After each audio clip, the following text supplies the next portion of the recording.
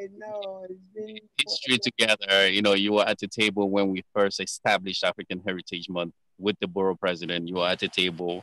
The vice president, no one was at the table, and key people were at the table when we made history together. I So know.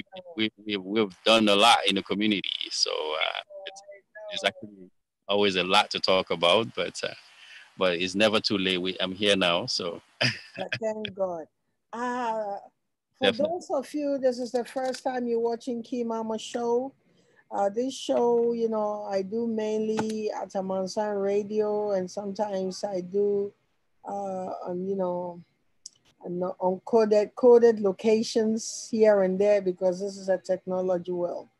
But today we have this wonderful man. We started way back, like he said. We've done a media program. Tam Tam was on the line. Oh He yeah. was the former AAC chair. Wonderful. We worked side by side.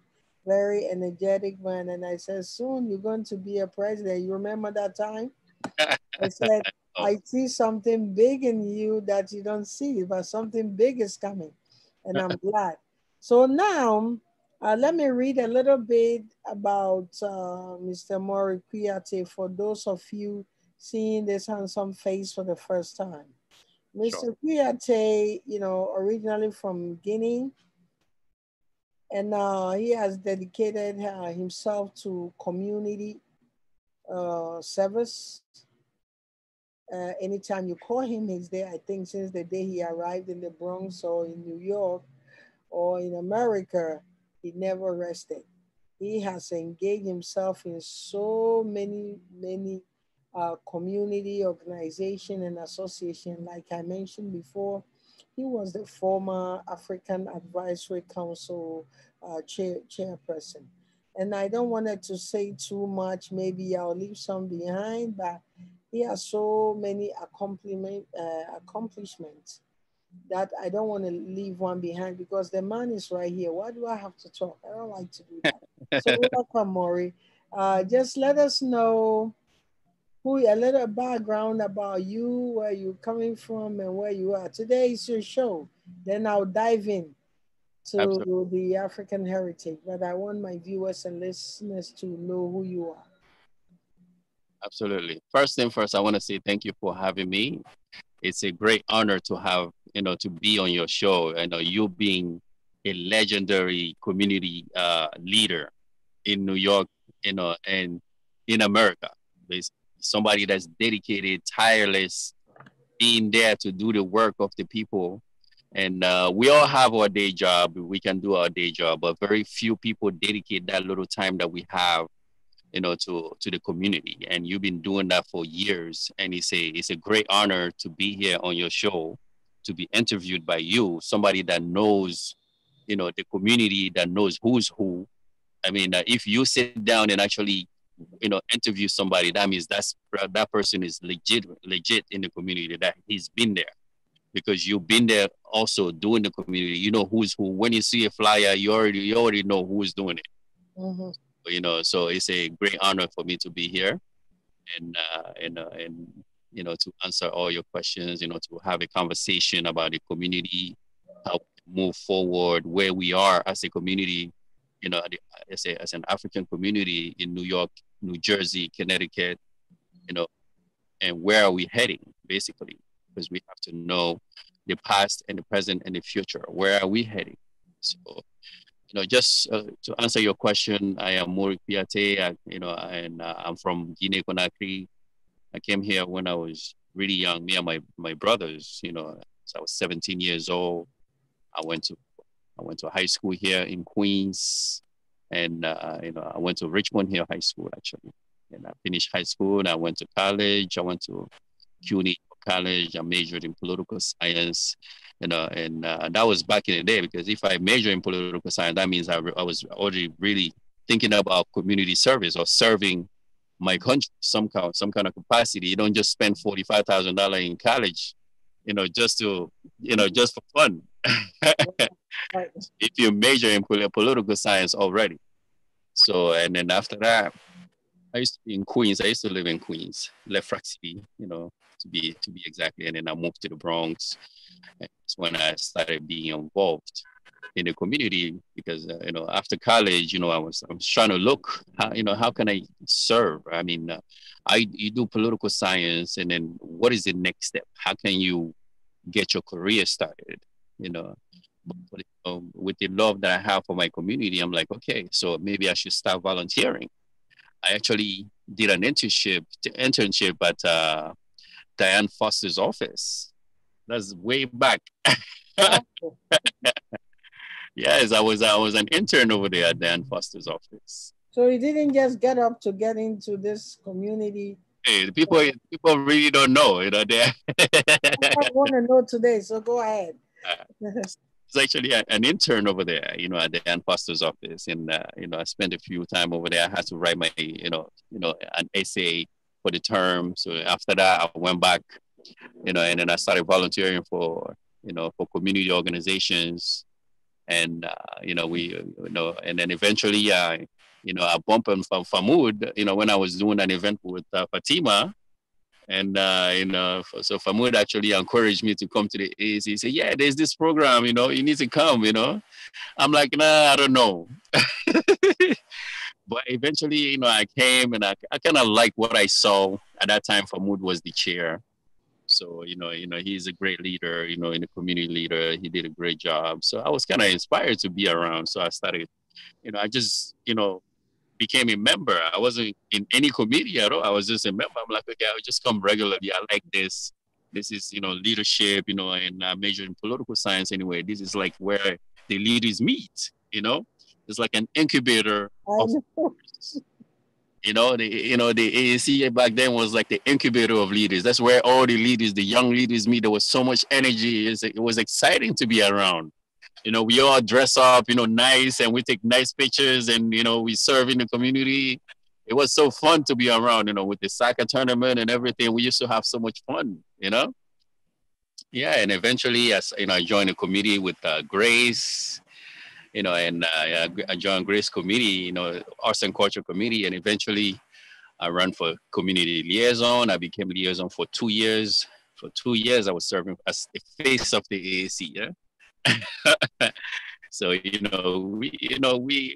at back end we put the AAC on the map. We were pushing, we're dedicated community servants. And then after that, I run for vice chair. I win the election against our amazing sister, Pasina. She was, an amazing leader. I know all the legends. We miss all of them. We miss them. So everybody disappeared. I don't know. The legendary Pasina, so smart, so, I became a vice chair. I served for 2 years again. And then eventually I became chair, and, I served for 1 year. We had to do the election. So, eventually Marta became the new chair. So, that's the history. And then after the election, I look around, I kind of, notice that the African community is so big, in the Bronx. We're over 100,000 people. Right. One organization cannot do the work, and every day people are contacting me, Mory, what's up? Mory, what's going on? So it was so fitting that I had to create, a new entity. Me having that background of political science, I mean, I have nothing else to do. I mean, that's my area. Right. If you're an engineer, you go build a house. But after being chair, what else am I gonna do? And that was what I'm asking with all these resources already, with the experience that I have. So I'm like, okay, let's do this. I decided, I created the African Immigrant Commission, and in 2018, December, since then, we were able to establish, we've continued to be the voice of the African community. My approach is to make the, you can't just keep having the same friends all the time. Right. To put a base of friends that you have. I mean, you can't just keep doing business with the same people all the time. We have over 100,000 people. You have to broaden that base, Exactly. meet new people, meet new people, do business with new people, work with new people. So that's what we've been doing, really, to be the voice of the African community, advocating for the community, whatever it is that we need. I was discussing with a friend of mine. I said, hey, we have to have a meeting of leaders where we can set the agenda for the next 5 years minimum. Right. That way, we all can operate from the same page. We all can go back to our respective community and push for those particular for the particular agenda we all agree to push. But as long as we stay fragmented, there is no direction really. I'm pushing for this person over there is pushing for that. It's better to have a meeting of leaders where we can set the agenda for the next 5 years and say, okay, this is what we want. It's not just the general stuff that everybody wants, like housing and jobs. Everybody wants that.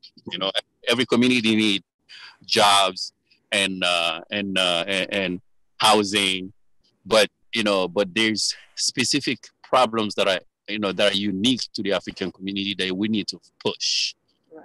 Right. So we need to determine that and operate from the same page and push that. So that's a little bit about me.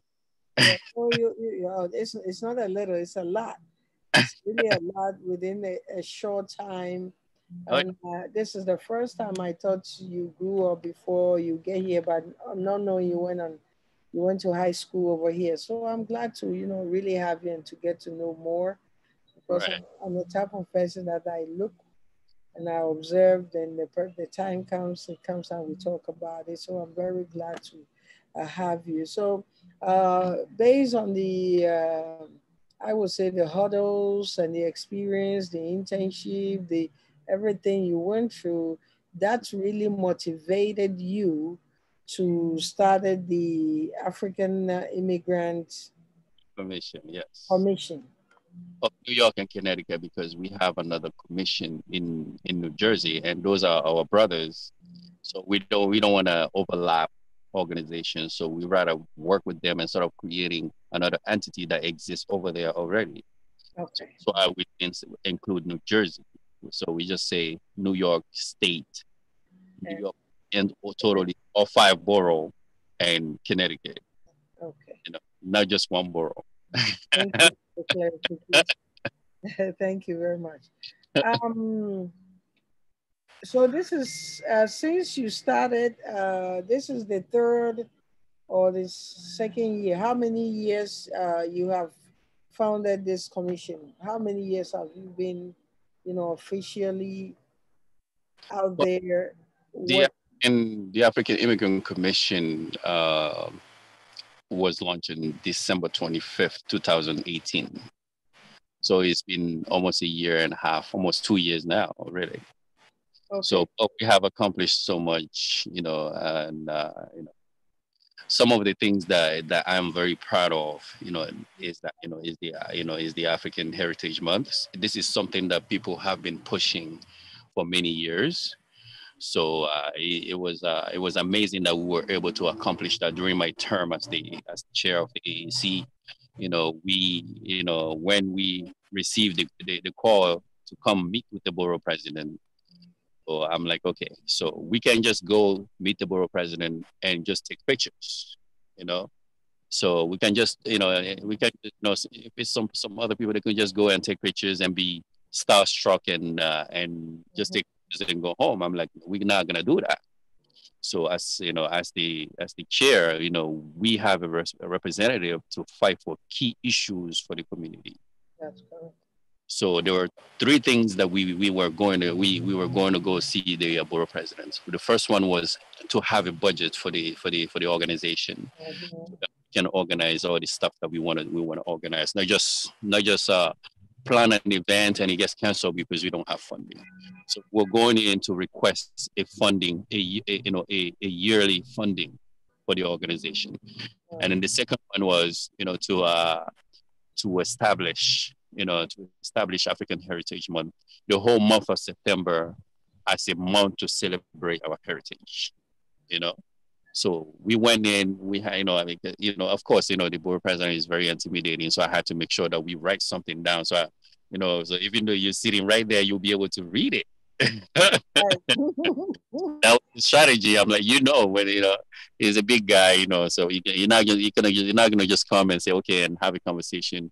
But I know that yeah, we have to have I have to write something down. So even if you get starstruck, at least you'll be able to read your letter. You'll be able to carry out your plan.